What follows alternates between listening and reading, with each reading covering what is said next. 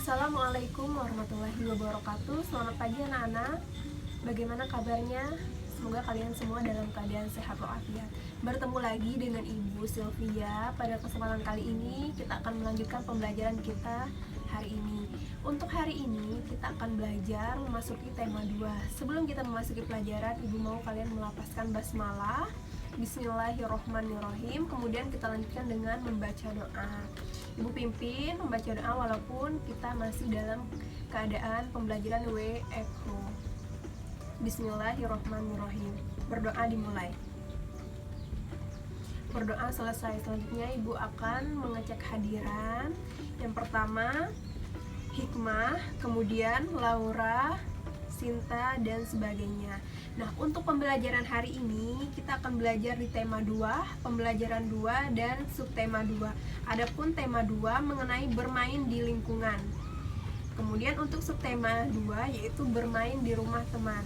Cakupan pembelajaran kita hari ini yaitu pembelajaran PJOK, Bahasa Indonesia, dan PPKN, yaitu meliputi gerak variasi, benda padat, dan bagaimana sikap kita dalam mematuhi dan tidak mematuhi baik itu di sekolah ataupun di lingkungan rumah. Untuk pembelajaran hari ini Ibu sudah menyiapkan media pembelajaran. Di sini ada media gambar yang akan Ibu tunjukkan kepada anak-anak mengenai materi kita hari ini, kemudian beberapa benda sebagai media pembelajaran. Untuk tujuan pembelajaran hari ini, anak-anak akan mengamati gambar yang Ibu tampilkan. Kemudian anak-anak dapat menjelaskan bagaimana contoh dari gerak variasi dan menerapkannya dalam kehidupan sehari-hari. Itu untuk capaian tujuan PJOK.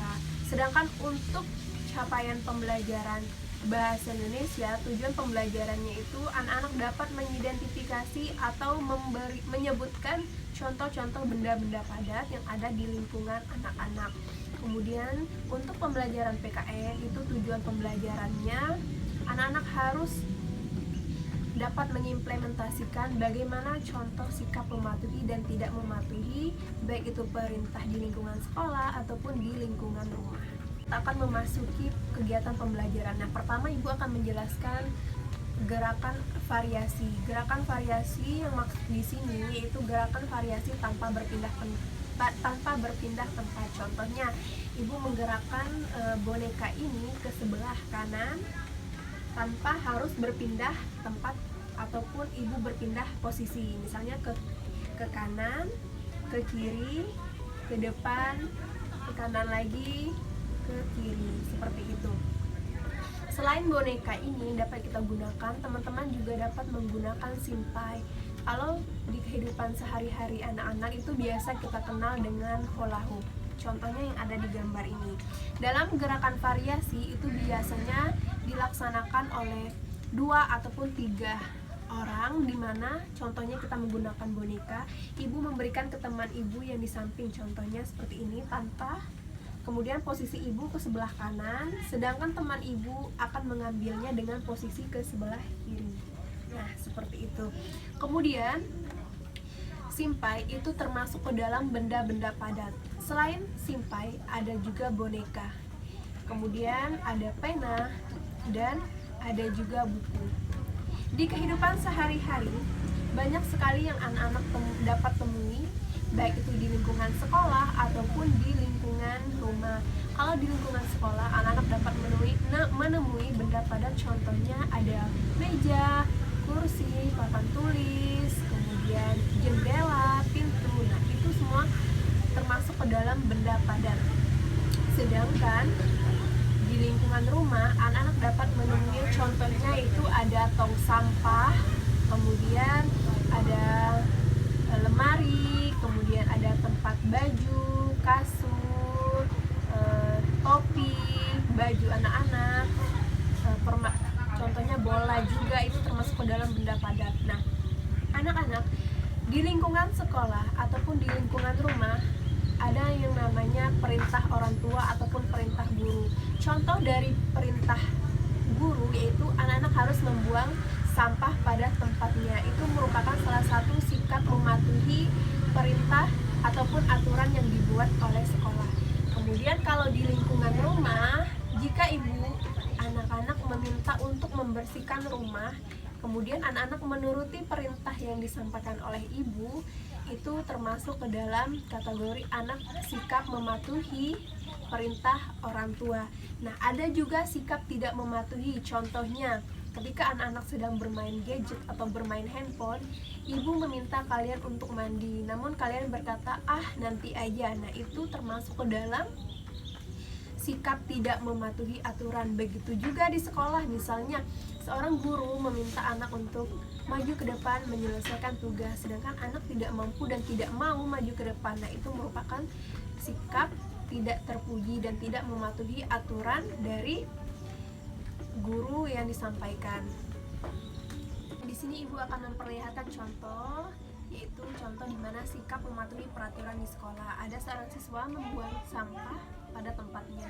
Nah, di sini ada dua tipe atau dua model tempat sampah, ada organik dan non organik. Organik itu untuk sampah yang bisa didaur ulang, contohnya daun-daun, kemudian kulit pisang, makanan yang tidak habis dan sebagainya. Namun untuk sampah yang non organik itu untuk barang-barang yang tidak dapat didaur ulang, contohnya seperti benda padat yang ibu jelaskan tadi, contohnya ada kayu, kaleng, plastik dan sebagainya. Bisa anak di layar laptop. Setelah ibu menjelaskan inti dari pembelajaran kita hari ini, ibu akan merangkum apa saja yang sudah ibu sampaikan dan yang akan anak-anak pelajari. Yang pertama tadi mengenai gerak variasi, bagaimana melakukan gerak variasi tanpa berpindah tempat, dan contoh barang-barang yang dapat digunakan tadi seperti hula hoop, bisa juga benda padat seperti boneka, kemudian balon dan bola. Kemudian yang kedua, kita juga sudah mempelajari bagaimana anak-anak mengenali benda-benda yang termasuk ke dalam benda-benda padat, baik itu di lingkungan sekolah maupun di lingkungan rumah anak-anak. Kemudian yang ketiga, yaitu bagaimana sikap mematuhi peraturan ataupun perintah, baik itu di lingkungan sekolah maupun di lingkungan rumah. Contohnya tadi membuang sampah pada tempatnya, menuruti perintah yang disampaikan oleh orang tua. Perintah yang disampaikan dalam bentuk sifat yang baik.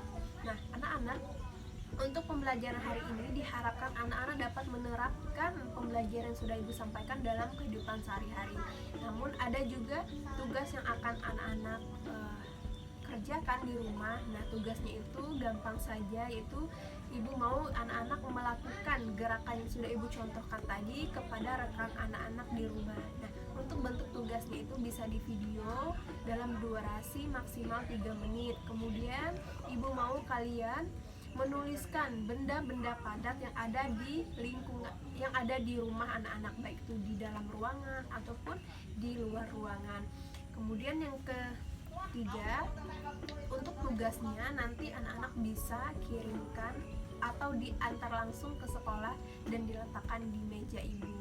Nah, itu saja untuk pembelajaran kita hari ini. Ibu harap apa yang ibu sampaikan dapat bermanfaat bagi anak-anak dan anak-anak dapat menerapkan. Sebelum kita mengakhiri pembelajaran kita, ibu mau kalian melafazkan bacaan hamdalah alhamdulillahirabbil alamin. Semoga anak-anak tetap dalam keadaan sehat, tetap mengikuti protokol kesehatan agar lingkungan kita semakin membaik.